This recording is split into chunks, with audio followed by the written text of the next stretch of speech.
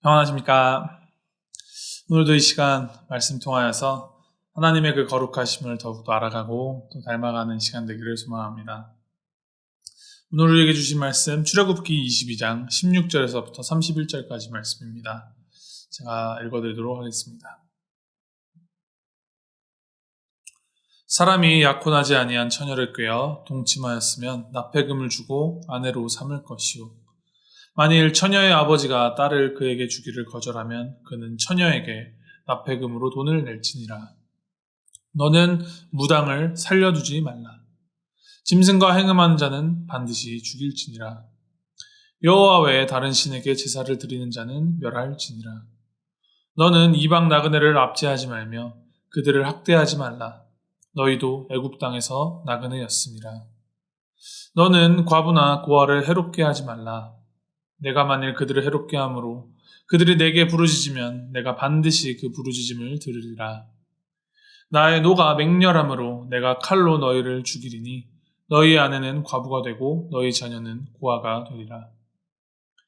내가 만일 너와 함께한 내 백성 중에서 가난한 자에게 돈을 구워주면 너는 그에게 채권자 같이 하지 말며 이자를 받지 말 것이며 내가 만일 이웃의 옷을 전당 잡거든 해가 지기 전에 그에게 돌려보내라.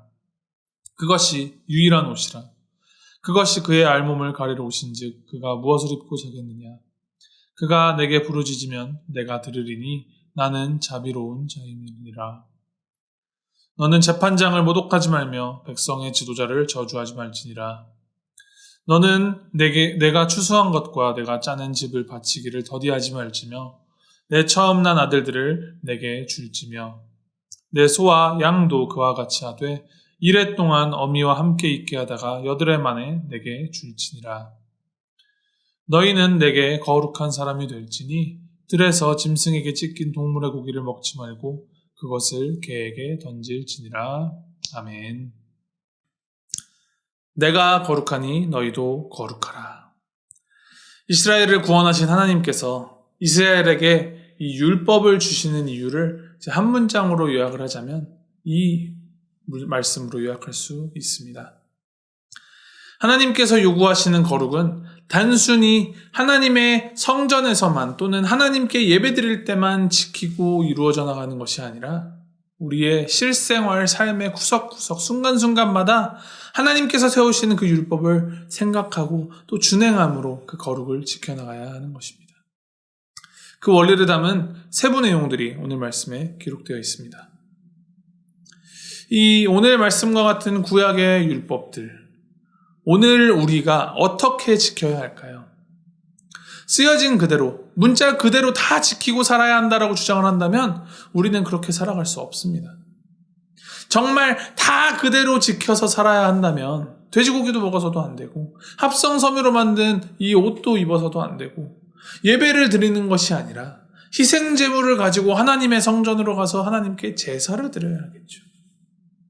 말씀이 기록되었던 시대, 그때와 지금 우리가 살아가고 있는 이 시대의 그 삶의 모습이 너무나도 다르기 때문에 이 문자 그대로 다 지켜서 산다라는 것은 불가능합니다.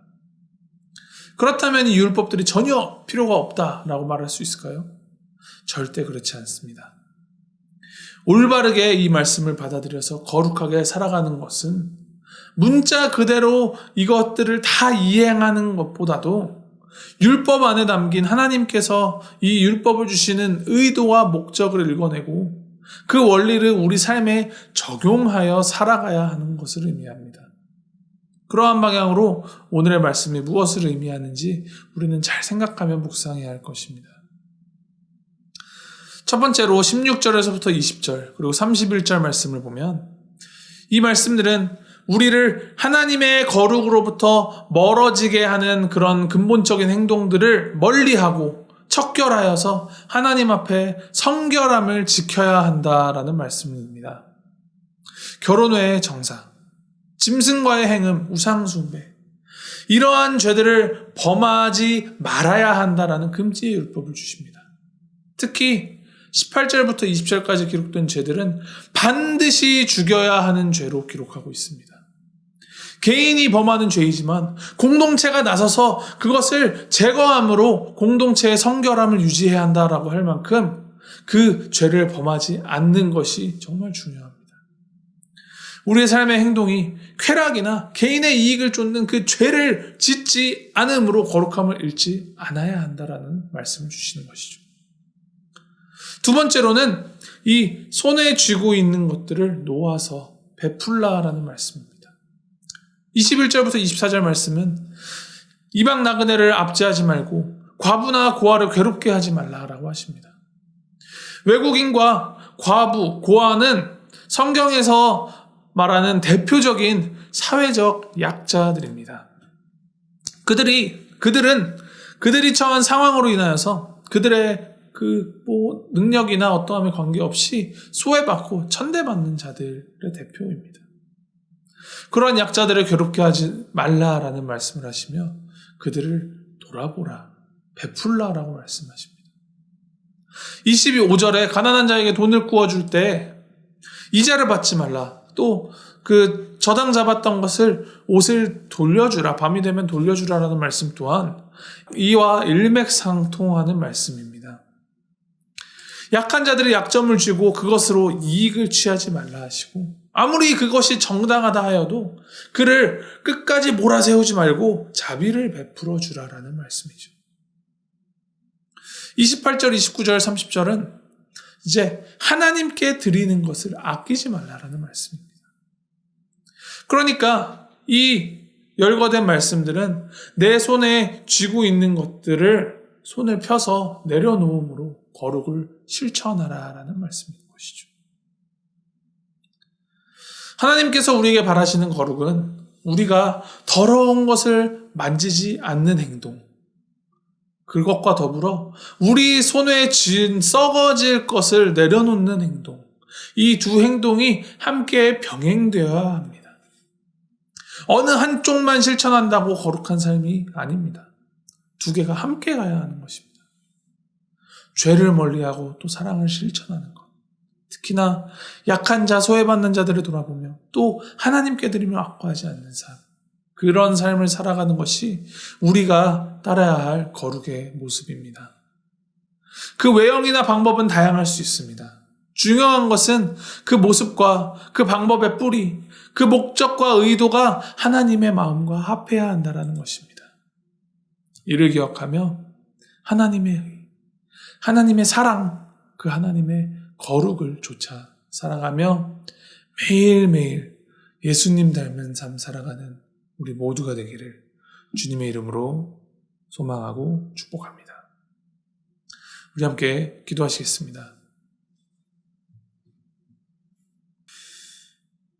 하나님 아버지, 내가 거룩하니 너희도 거룩하라 라고 말씀하신 하나님 아버지, 우리가 주님의 것임을 고백합니다. 주님의 소유된 우리 살아가는 그 매일매일의 삶 속에서 주님의 거룩하심을 닮아가게 하여 주시옵소서. 하나님, 우리가 죄로부터 멀어지고 또한 하나님의 마음으로 선을 행하며 의를 드러내는 우리의 삶이 되도록 주님 인도하여 주시옵소서. 하나님의 율법을 주시니 주님 감사합니다. 하나님, 이 율법 자체가 아니라 율법을 주시는 그 하나님의 마음을 날마다 더욱더 알아가게 하시고 그 마음 가지고 주님의 복음의 은혜 이 땅 가운데 전하며 살아가는 우리 모두가 되도록 주님 인도하여 주시고 붙들어 주시옵소서. 감사드리며 예수님의 이름으로 기도했습니다. 아멘.